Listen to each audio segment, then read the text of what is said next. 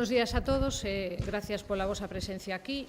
Este ano a Festa da Ostra vai a ter algo novedoso que non tuvo nas edicións anteriores, que non vai a estar propiamente no recinto, pero sino multiusos, que está moi cerquiña, é que a Mostra de Artistas da Bisbarra, que sempre facíamos en outra ubicación, pois este ano a vamos a ter que facer no multiusos. Entón, vamos a facela coincidir coa Festa da Ostra o viernes 5, xa vai a estar aberta para que todos os visitantes a poidan ver.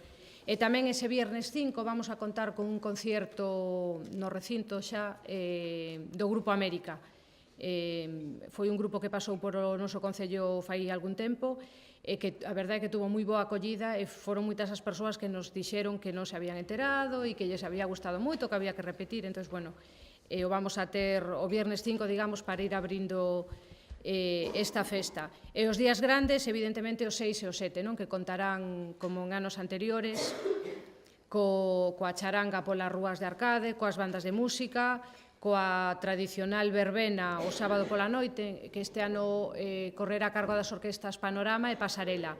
E remataremos, se o tempo permite, que eu creo que sí, que as previsións son moi positivas, coa tirada de foguetes artificiais, como sempre, desde a playa do Peirao. O domingo 7 abrirán as casetas tamén sobre as 10 da mañán. As bandas de música farán as súas actuacións tamén desde o centro de Arcade hasta o propio recinto da festa, tanto a artística como a cultural.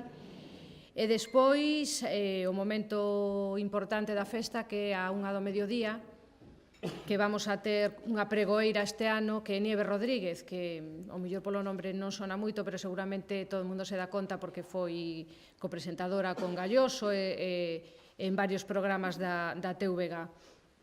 E remataremos a festa o domingo, ao redor das 7, coa actuación do grupo tradicional A Roda.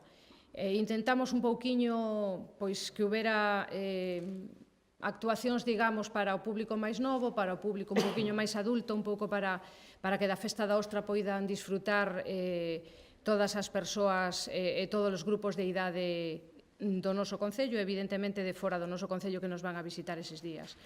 Intentamos facer unha programación o máis atractiva posible. Xa a ostra en sí é un produto moi atractivo, pero, bueno, tratamos de complementar os produtos da lonxa que nos van a ofrecer os mariscadores e mariscadoras e unha programación cultural que un pouco este a gusto de todos os visitantes.